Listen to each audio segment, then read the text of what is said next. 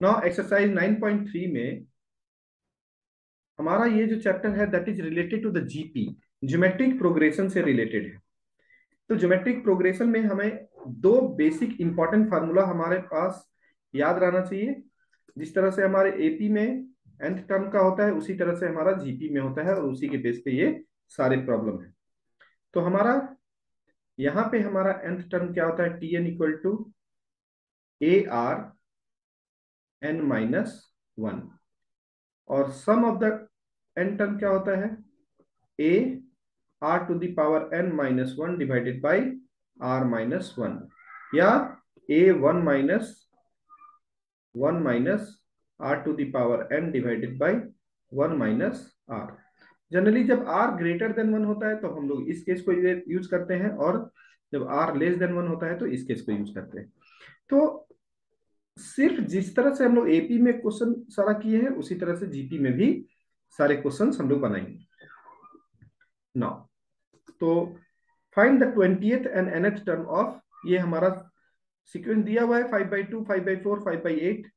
तो सबसे पहले ये हमारा जीपी में है, तो हमारा जीपी में फर्स्ट टर्म 5/2 है, common ratio. Next term 5/4 divided by 5/2, common ratio निकल गया। और 20th term A20 AR n-1, just हमने सब्स्टिट्यूट किया और हमारा आंसर आ गया AR n-1। तो ए का वैल्यू मालूम है, आर हमने यहाँ पे निकाला है, कॉमन रेशियो इज 1/2, 1/2 का पावर 19। नाउ nth टर्म हमारा क्या होगा, AR n-1, 5/2, common ratio n-1, और 5/2, और ये 1 का पावर n-1 तो 1 होगा, और सेम यहाँ पे है 2 का पावर n-1, तो 2 का पावर यहाँ पे पावर 1 है, यहाँ -1 यहाँ +1, तो ये 2 का पावर n हो जाएगा। Now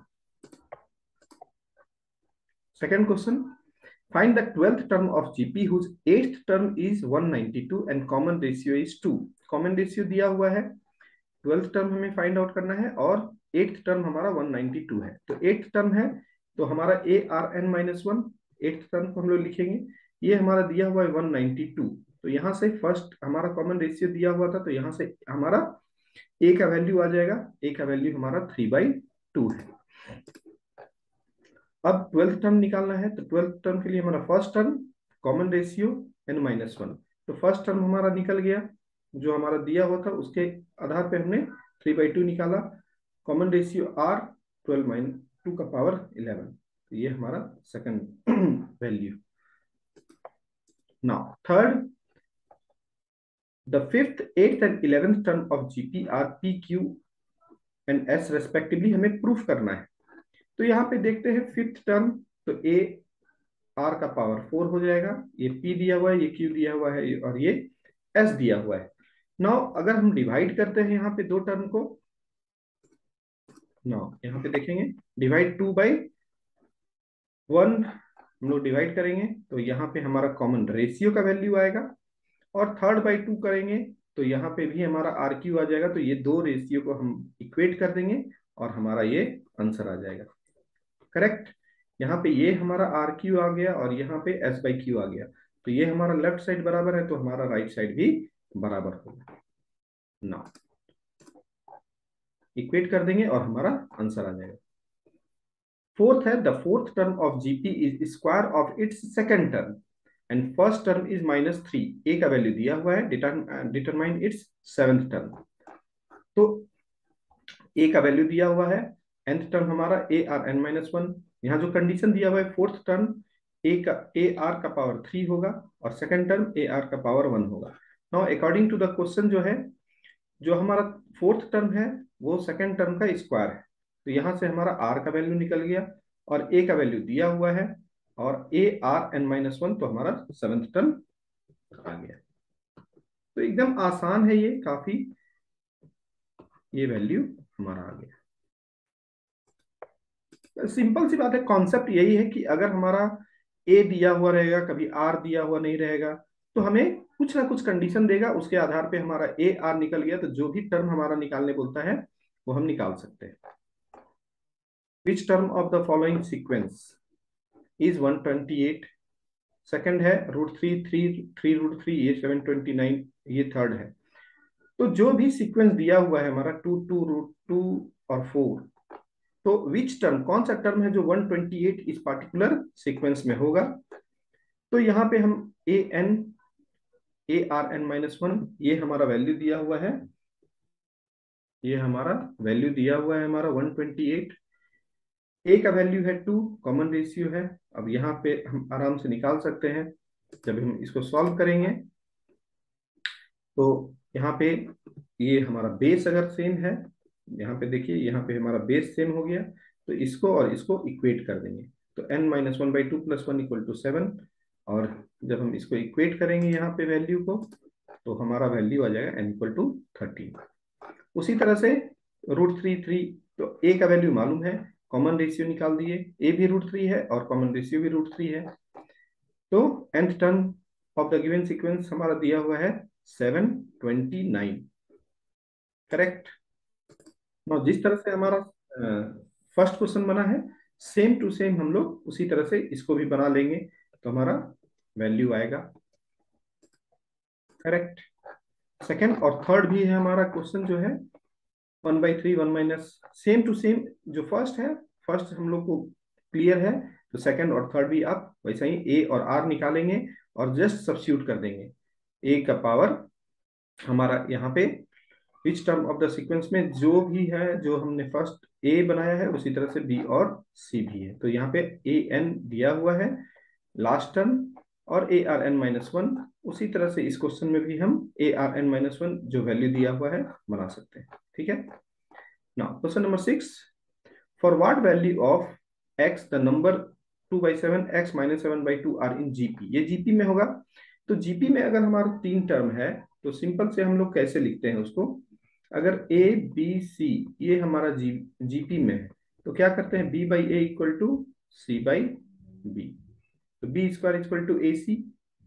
correct. तो ये हमारा जीपी में है, तो 3 टर्म हमारा, तो this divided by this equal to this divided by this. तो हमारा जो यहाँ पे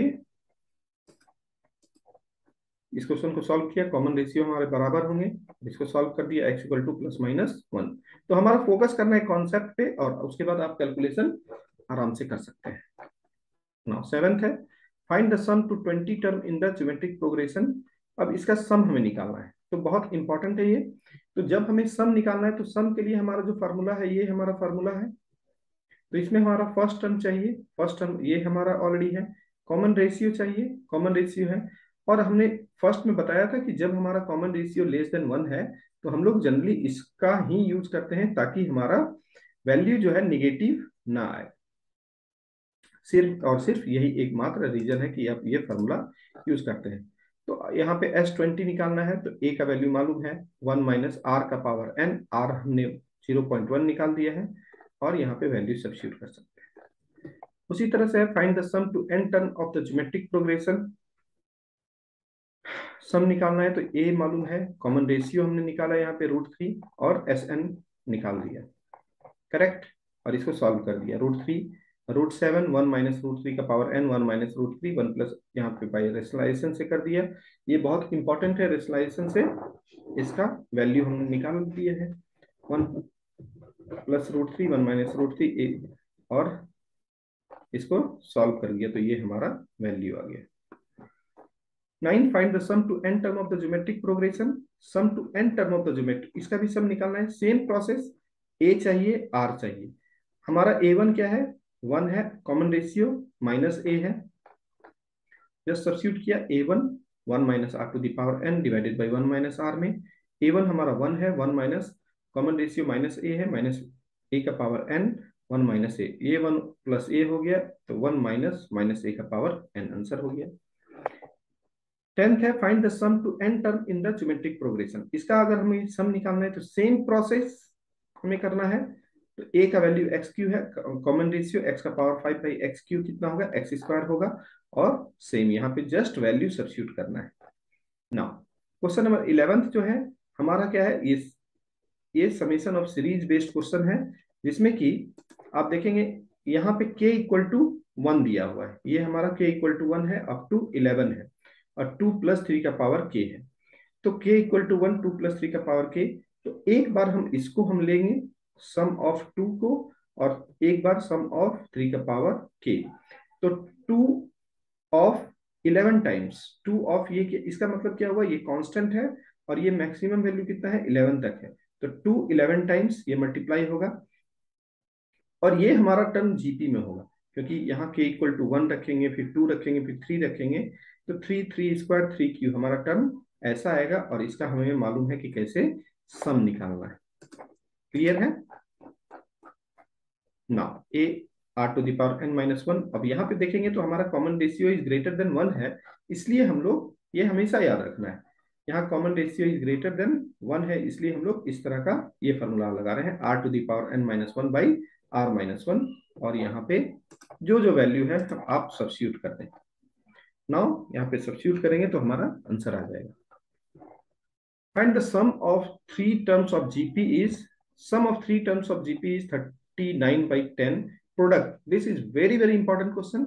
नाउ अब यहाँ पे समझना है कि सिलेक्शन ऑफ द टर्म, ये हमारा कॉन्सेप्ट क्या आता है, सिलेक्शन ऑफ द टर्म। याद रखें, जब भी अगर हमारा दिया हुआ है प्रोडक्ट और सम दिया हुआ है, उस केस में जब हम टर्म का सिलेक्शन करते हैं और ऑड टर्म है, तो हमारा कॉमन रेशियो कितना आना चाहिए, आर। ए बाई आर, ये हमारा क्या हो जाएगा, common ratio should be R. तो हमारा हमेशा याद रखना है कि फर्स्ट मिडिल टर्म हमारा ए होगा और ए के बाद 1/a/r और इधर ए आर। तो अगर हम किसी से भी कॉमन रेशियो निकालेंगे तो हमारा ये आर आना चाहिए। ये आपको टर्म हमेशा याद रखना है। कब ये यूज करना है, जब हमारा टर्म में प्रोडक्ट दिया हुआ है और सम दिया हुआ है, उस केस में हम लोगों को हमेशा सिलेक्शन ऑफ द टर्म यही करना है। ठीक है ना। अब जो जो कंडीशन दिया हुआ है उस कंडीशन को यहाँ पे कर देंगे। सम ऑफ द टर्म 39/10 है और प्रोडक्ट ऑफ द टर्म 1 है। तो यहाँ से ए और आर चाहिए हमें, तो ए क्यू इक्वल टू 1 और हमारा रियल वैल्यू हम लेंगे पॉजिटिव और 1/r और इसमें सब्स्टिट्यूट कर देंगे फर्स्ट में। तो जब हम इसको सॉल्व करेंगे, पूरा क्वाड्रेटिक इक्वेशन आया है, quadratic equation r equal to 2/5 और 5/2। तो हमारा उसी के हिसाब से a/r a और ए आर ये हमारा टर्म हो जाएगा। Now how many terms of GP 3 3 square 3q are needed to give sum 120।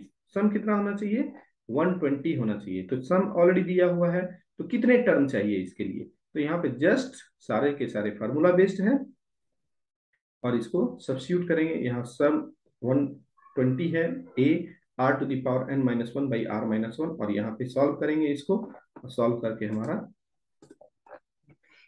3 का power n minus one equal to 80, 3 का पावर n 81। तो कभी भी याद रखना है इस तरह के क्वेश्चन में कि हमें पावर को इक्वेट करना है। तो 3 का पावर n इक्वल टू 3 का पावर 4 कर देंगे तो n इक्वल टू 4 हो जाएगा। Clear. Now next question, sum of first three term of GP is 16। Sum of three terms यहाँ पे है and sum of the next three term is 128। Product is not given. So यहाँ पे जब हम लोग टर्म लेंगे तो यहाँ पे इस सीक्वेंस में जनरल टर्म लेंगे। याद रखना है ये चीज को, बहुत इंपॉर्टेंट है कि जब हमारे टर्म का सिलेक्शन होता है तो A R square a r Q जब हमारा नॉर्मल दिया हुआ है तब हम लोग लेते हैं, और अगर a/r a और ए आर जब हमारा सम एंड प्रोडक्ट दिया हुआ है तब हम लोग यूज करते हैं। तो इस डिफरेंस को थोड़ा सा समझना है। नाउ यहाँ पे क्या है हमारा, यहाँ पे हमारा दिया हुआ है sum of three terms is 16 and उसके बाद का टर्म का सम क्या है 128। Sum of next three term is 128। Correct. तो इसको सॉल्व करेंगे हम, a1 प्लस आर स्क्वायर 16 और a r q 1 plus r, और इसको डिवाइड करेंगे तो हमारा r का वैल्यू मिलेगा। r का वैल्यू मिलेगा तो हमारा यहाँ पे a का भी वैल्यू मिल जाएगा, और उसके बाद सम को हम लोग सब्स्टिट्यूट कर देंगे। सम निकालने के लिए a और r मालूम है तो हम लोग सारा चीज सब्स्टिट्यूट कर देंगे, आंसर आ जाएगा। 15th है, given a GP with a equal to 729, seventh term 64, determine S7 निकालना है, सम ऑफ 7 टर्म निकालना है। करेक्ट। तो यहाँ पे अब a हमारा दिया हुआ है 729, a7 सेवेंथ टर्म हमारा दिया हुआ है 64। करेक्ट। तो S7 हमें निकालना है। तो S7 के लिए हमको क्या क्या चाहिए, कॉमन रेशियो चाहिए। तो सबसे पहले A7 का मतलब AR7 माइनस वन, ये हमारा लिख सकते हैं, ए का वैल्यू 729 है, आर का पावर 6, ये दिया हुआ है हमारा 64। करेक्ट, तो यहां से r का पावर 6 इक्वल टू 2/3 का power 6, r equal to 2/3। This is very very important step. और उसके बाद कॉमन रेशियो मालूम चल गया, ए हमें मालूम है, तो हम लोग S7 का वैल्यू निकाल दिए। यहाँ पे जस्ट वैल्यू सब्स्टिट्यूट करना है और इसको सॉल्व करना है। करेक्ट है। Now 16, find a GP for which sum of the first two term is -7 and the fifth term is 4 times the third term. Correct. Now find a GP for which sum of the first two term is -4, यानी S2 दिया हुआ है -4, and fifth term is 4 times the third term. तो दूसरा condition first condition के हिसाब से a 1 minus are to the r square by 1 minus are, क्योंकि यहाँ पे टू टर्म का सम है। तो ये अब A5 ये दिया हुआ है थर्ड टर्म का 4 टाइम्स है, तो यहाँ से हमारा R आ गया और इसको सब्स्टिट्यूट कर दिया, सम वाले जो हमारा S2 था उसमें सब्स्टिट्यूट कर दिया, तो हमारा -4 A1 - R to the power n, R हमारा 2 आ गया, तो हमारा A का वैल्यू -4/3 आया। उसी तरह से R इक्वल टू -2 लेंगे तो A इक्वल टू 4 आ जाएगा, तो रिक्वायर्ड जीपी हमारा आ गया। क्लियर है। तो हर जगह कॉन्सेप्ट बहुत ही क्रिस्टल क्लियर रखना है। Now 17th, if the fourth 10th and 16th term of GP are x y z respectively, fourth term तो A4 लिखेंगे। तो जब हम A4 लिखेंगे तो हमारा क्या हो जाएगा, ए आर का पावर 3 ये x है, 10th टर्म ए आर का पावर 9 y है, और यहाँ पे ये z है। तो हमें प्रूफ करना है x y z are in GP. तो अगर हमारा x y z हमारा जीपी है तो y square equal to x z होना चाहिए। करेक्ट, ये हमारा एक कंडीशन होता है जीपी को प्रूफ करने के लिए। तो हम लोग यहाँ पे जस्ट डिवीजन करेंगे और सेकंड बाई 2 करेंगे तो y बाई एक्स आ गया, 3/2 करेंगे z बाई वाई आ गया, और ये दोनों का राइट हैंड साइड r का पावर 6 है, तो y by x equal to z by. तो इस तरह के क्वेश्चन में हमेशा इस तरह से डिवाइड करना है, सेकंड को फर्स्ट से और थर्ड को सेकंड से डिवाइड करके एक वैल्यू राइट या लेफ्ट बराबर आएगा और उससे प्रूफ होगा। नेक्स्ट है find the sum to N term of the sequence. Now ये बहुत ही इंपॉर्टेंट क्वेश्चन है सम का, जिसमें कि हमारा यहाँ पे दिया हुआ है, आप देखेंगे 888 888, ये हमारा टर्म जीपी में नहीं है। फर्स्ट थिंग, तो जीपी में नहीं होने के चलते अगर हमको बोलता है इसका सम निकालना है, तो इसका एक ही इसका है कि इसको पहले हमको टर्म को एक पार्टिकुलर ऑर्डर में लाना पड़ेगा, और इसका टेक्निक्स ये है कि हमें क्या करना है कि यहाँ पे 8 कॉमन है, तो पहले 8 अगर हम लेते हैं तो 1 डबल 1 ट्रिपल 1 ऐसा टर्म आ जाएगा ना। इसके बाद हम लोग 9 से मल्टीप्लाई करते हैं ऊपर और नीचे, तो हमारा ये जो है 9 बनेगा, यहाँ 10-1 100-1 1000-1, इस तरह से तुम्हारा हमारा सीक्वेंस चला जाएगा। तो फर्स्ट टर्म आप देख रहे हैं 10 है, 10 स्क्वायर है, 10 क्यू है, 10 का पावर 4 है, इस तरह से फर्स्ट टर्म आएगा। और ये वाले दूसरे वाले पार्ट में सिर्फ हमारा क्या है 1 है, तो 1 का सम आ जाएगा, ये कितना हो जाएगा, ये हो जाएगा n, sum of 1 n times है, तो ये कितना हो जाएगा n हो जाएगा। नाउ इसके बाद इसको ऑलरेडी मालूम है 10 square up to n terms क्या होगा, a r to the power n-1 by r-1, और जस्ट इसको सब्स्टिट्यूट कर दिए। Next find the sum of the product of corresponding terms of the sequence 2 4 8 16 32, ये हमारा दिया हुआ है, and this find the sum of the product of corresponding term of the sequence, sum of the product. तो यहाँ पे हम देखेंगे तो 2 128 से मल्टीप्लाई, 4 32 से मल्टीप्लाई, ये सारे मल्टीप्लाई करने के बाद ये हमारा बहुत इंपॉर्टेंट क्वेश्चन है, इसको समझना है। तो रिक्वायर्ड हमारा जो सम आ रहा है वो इसमें हम अगर देखा जाए तो 2 इंटू 128, ये हमारा दूसरा, ये हमारा तीसरा, ये हमारा चौथा, और ये हमारा पांचवा टर्म था। करेक्ट। नाउ अगर हम 64 कॉमन लेते हैं इसमें, तो 4 2 1 1/2 एंड 1/2 स्क्वायर, ये टर्म हमारा जो है, ये टर्म हमारा किस में आता है, जीपी में आता है, ये टर्म हमारा जीपी में है। नाउ नाउ हमको निकालने बोल रहा है, रिक्वायर्ड सम। तो फर्स्ट टर्म हम मालूम हो गया, कॉमन रेशियो मालूम हो गया, और एस एन निकालना है। तो A one minus are to the power N by one minus are, क्योंकि हमारा रेशियो लेस देन वन है, तो यहाँ पे एस 5 टर्म का हमको निकालना है टोटल। तो S five one minus one by two का पावर फाइव, सब निकाल दिया। उसके बाद है question, so that the product of the corresponding term of the sequence, इसके product of the corresponding term यानी ए जो हम लोग पिछले क्वेश्चन में देखे हैं, यहाँ पर भी सेम है उसी तरह का। Form an GP and find the common ratio. ये जो है जीपी बनाएगा हमारा इसका प्रोडक्ट, और इसका कॉमन रेशियो हमें निकालना है। तो पहले मल्टीप्लाई कर दिया, A R A R A R square a are square, ये हमने मल्टीप्लाई कर दिया। ये हमारा टर्म जीपी में होगा। तो हमें यहाँ प्रूफ कर देते हैं कि second term divided by first term, इसका कॉमन रेशियो आर आर है। Third term divided by second term r r है। तो ये हमारा ऑब्वियस है कि कॉमन रेशियो हमारा इक्वल है। तो हमारा आंसर क्या होगा, ये जीपी में होगा। ठीक है, next question. Now question number 21 है, फाइंड फोर नंबर्स, यहाँ पे है find four numbers forming a geometric progression in which third term है। तो थर्ड टर्म हम लोग जनरली क्या लेते हैं, A are square, fourth term A R cube, second term A R, first term A, हम लोग इस तरह से टर्म लेते हैं। Third term is greater than the first term by 9, first condition है। And second term is greater than the fourth by 18, जो condition दिया हुआ है उसके बेसिस पे हम यहाँ पे लिखते हैं। तो सबसे पहला हमारा क्या है, third term is greater than the first term by 9, first term से 9 ज्यादा है, ये हमने लिख दिया third term. And second term fourth term से 18 ज्यादा है। तो फर्स्ट और सेकंड को हम लोग हमें सॉल्व करना है। तो जस्ट सब्स्टिट्यूट करेंगे वैल्यू को, यहाँ पे हमारा है, इसको सॉल्व करना है हमें। ये एक वैल्यू आ गया, दूसरा वैल्यू ये आ गया, करेक्ट ना। इसको हमें सॉल्व करना है ना। फर्स्ट एंड सेकंड हम लोग यहाँ पे देखते हैं आगे।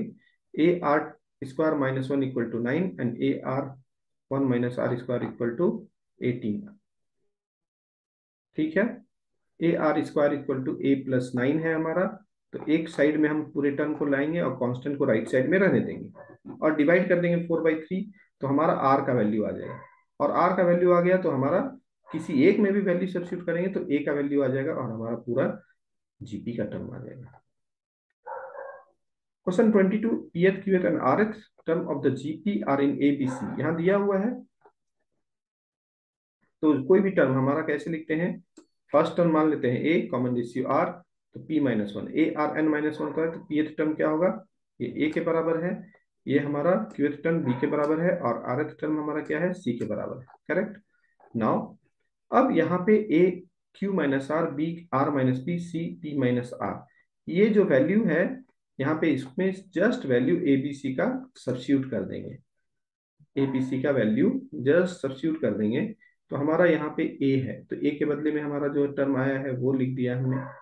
उसके बाद बी के बदले में बी है, तो बी के बदले में हमारा ए आर आर माइनस वन, और सी के बदले में जो जो वैल्यू है उसको जस्ट हमने यहाँ पे सब्स्टिट्यूट किया है। तो ए क्यू, ये पूरा टर्म हमारा क्या हो जाएगा, जीरो। ये भी हमारा टर्म क्या हो जाएगा, जीरो। सारे टर्म यहाँ पे अगर हम ए और इसको करेंगे तो ये पूरा टर्म जीरो हो जाएगा। तो ए का पावर जीरो और आर का पावर जीरो, आंसर इज 1।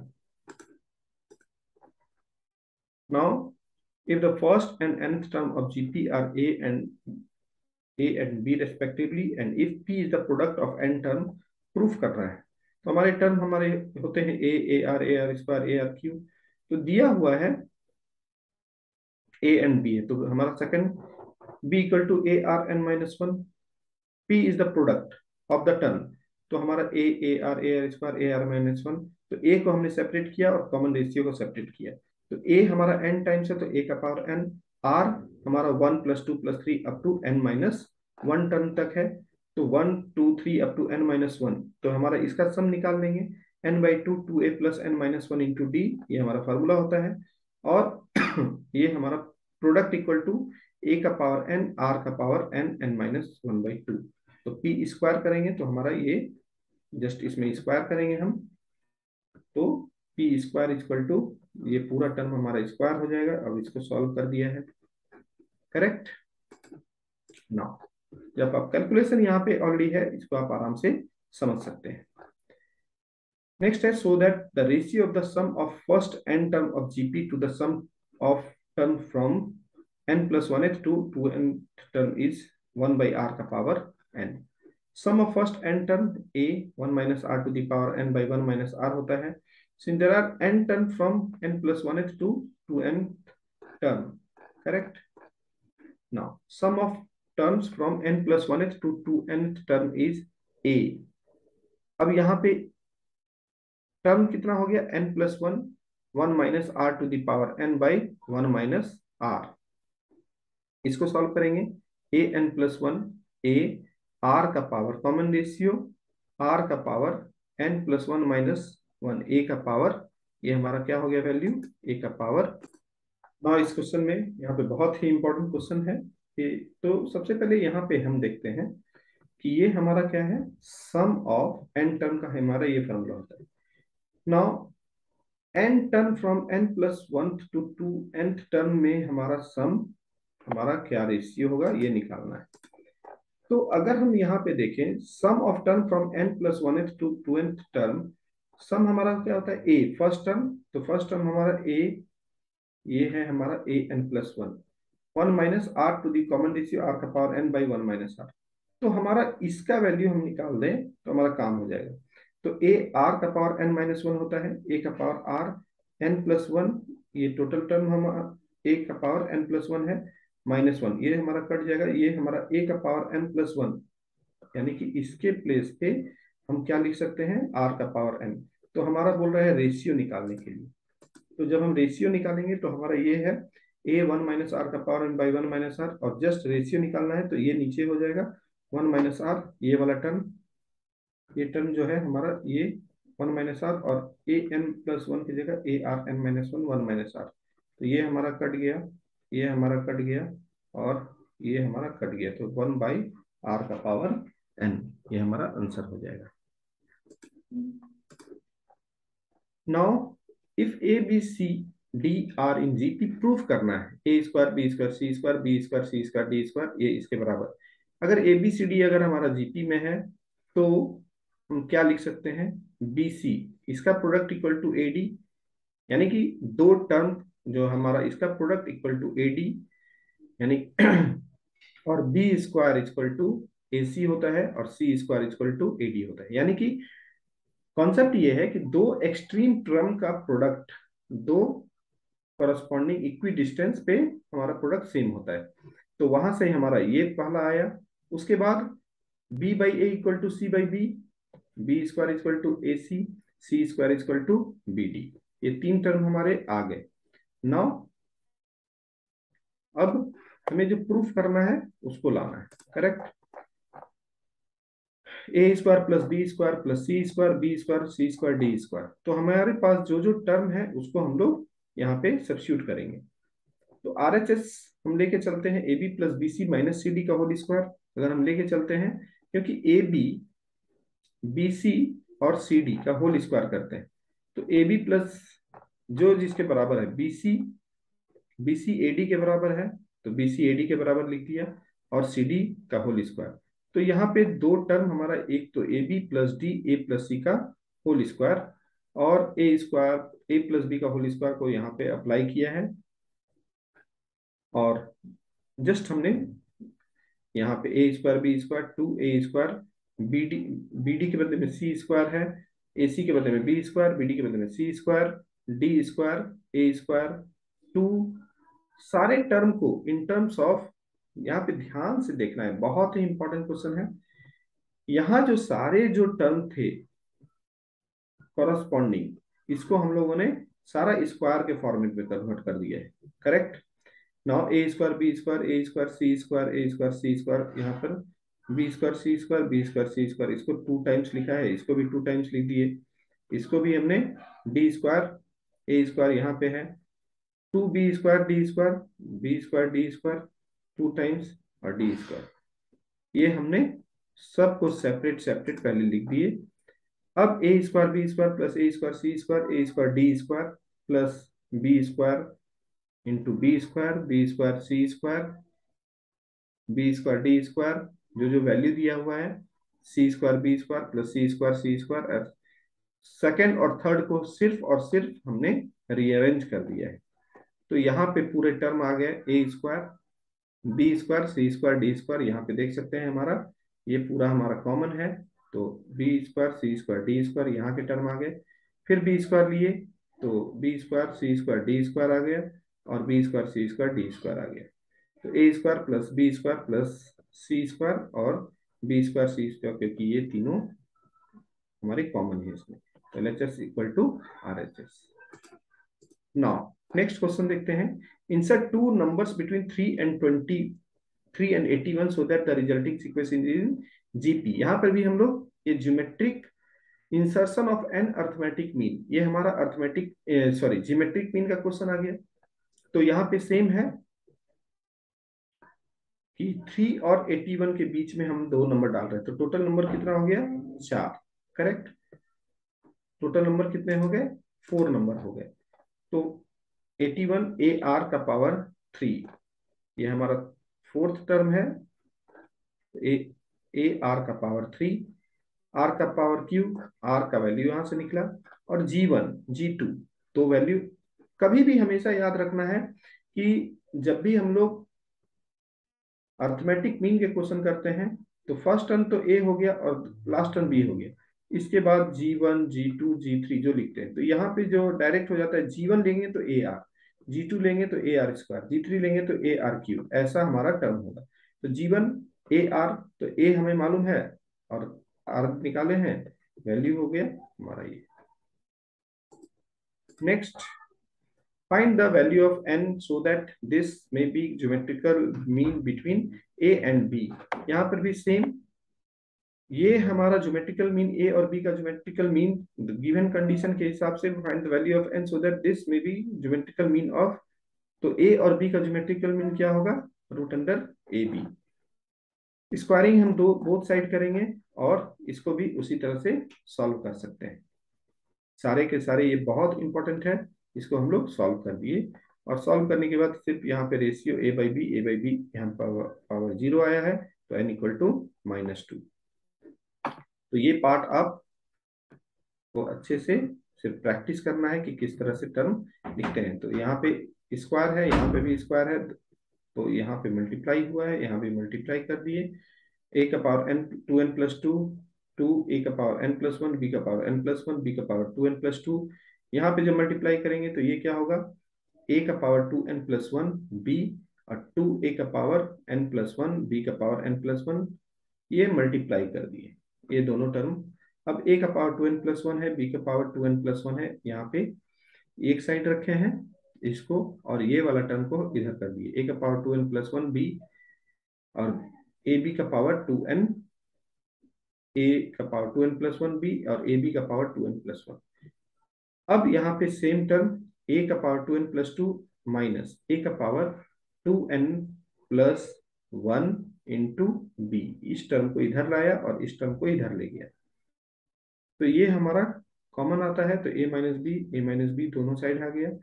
तो ए बाई बी का पावर 2n+1, ये वाला टर्म को हम इसके साथ लगा दिए, और यहाँ पे ये दोनों कट गया, तो ये हमारा 0 हो गया। तो ये हमारा पूरा term n equal to -1/2। The sum of two number is 6 times the geometrical mean so that the number are in the ratio this। Correct। Sum of two numbers is 6 times the geometrical mean so that the number are in the ratio number। तो geometrical mean हमारा क्या होगा? Root under a b. According to the question, sum of the two number is 6 times the geometrical mean। तो a plus b equal to 6 root under a B. तो square करेंगे तो a plus B का whole square equal to 36 a b हो जाएगा हमारा। Now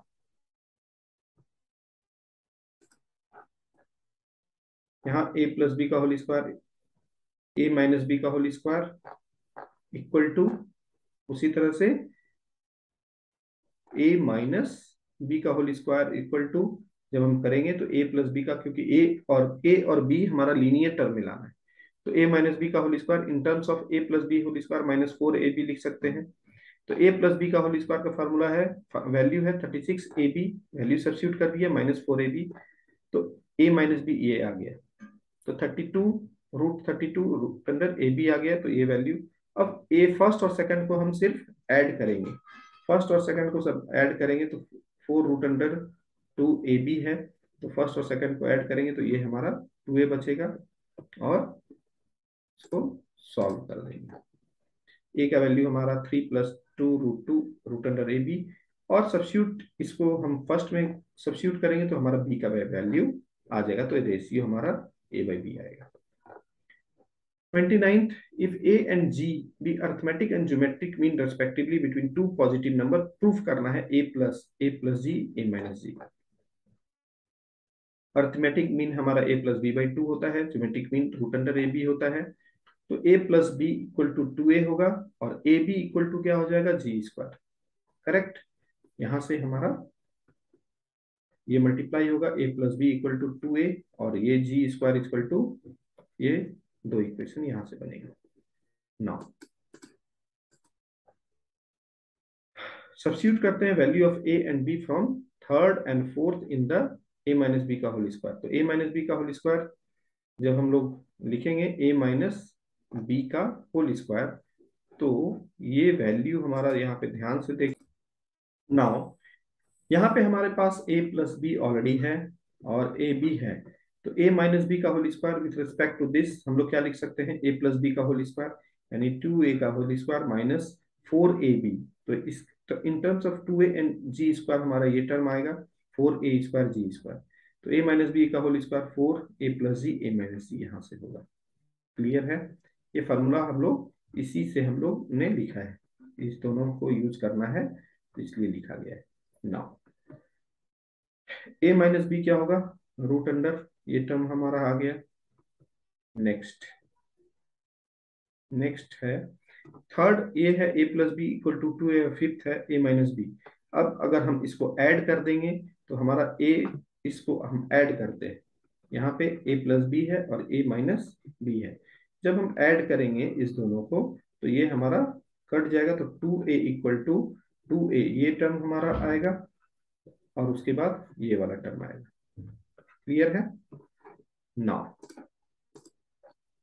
substitute the value in third, हम substitute करेंगे, इस पर्टिकुलर थर्ड में हम सब्स्टिट्यूट करेंगे, तो एक वैल्यू ऑलरेडी एक आ गया है, तो हमारा भी बी का भी वैल्यू आ जाएगा, और जो नंबर होगा a प्लस माइनस ये।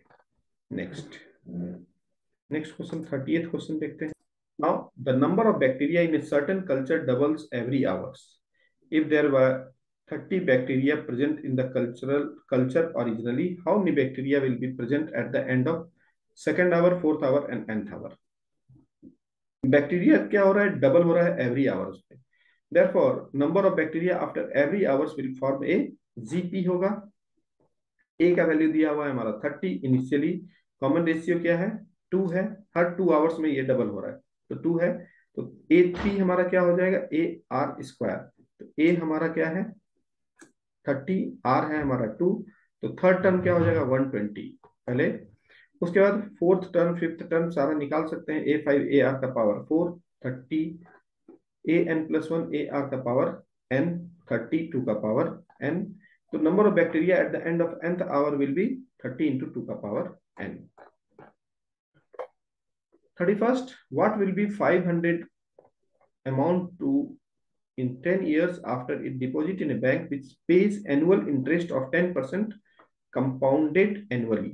तो अमाउंट कितना डिपॉजिट कर रहा है 500 at the end of the first year, हमारे ये फार्मूला होता है 500 हमारा, यहाँ पे what will be the 500 amount to be in 10 years में कितना होगा after deposit a bank with pay annual interest हमारा 10% दे रहा है, तो 500 का 10% 1 + 1/10 that is 500 into 2 1.1, second year same 500 into 1.1 into 1.1, ये हमारा इस तरह से बढ़ता जाएगा और 10 टाइम्स आएगा 10 ईयर में, 500 into 1.1 का power 10। Last question, arithmetic mean and geometric mean अगर हमारा दिया हुआ है क्वाड्रेटिक इक्वेशन को फॉर्म करना है तो बहुत ही सिंपल है, बहुत इंपॉर्टेंट है। अर्थमेटिक मीन हमारा a plus b by two, तो यहाँ से ए बी आ गया। Geometric mean root under a b, ये हमारा दिया हुआ है। तो हमारा क्वाड्रेटिक इक्वेशन का जो फॉर्म होता है that is nothing but X square minus sum of root product of root. Sum of root is A plus B, product of root A B, तो X square minus 16x plus 25, जो भी A plus B दिया हुआ है, sum of root and product of root 25, just value substitute कर देंगे, ये हमारा क्वाड्रेटिक इक्वेशन आ जाएगा। आई होप ये 32 क्वेश्चंस आपको पूरी तरह से क्लियर हुए होंगे। इसको बहुत अच्छे से प्रैक्टिस करना है। लास्ट के कुछ क्वेश्चन जो है 10 क्वेश्चन काफी इंपॉर्टेंट है, उसको प्रैक्टिस करना है। Thank you, thanks a lot.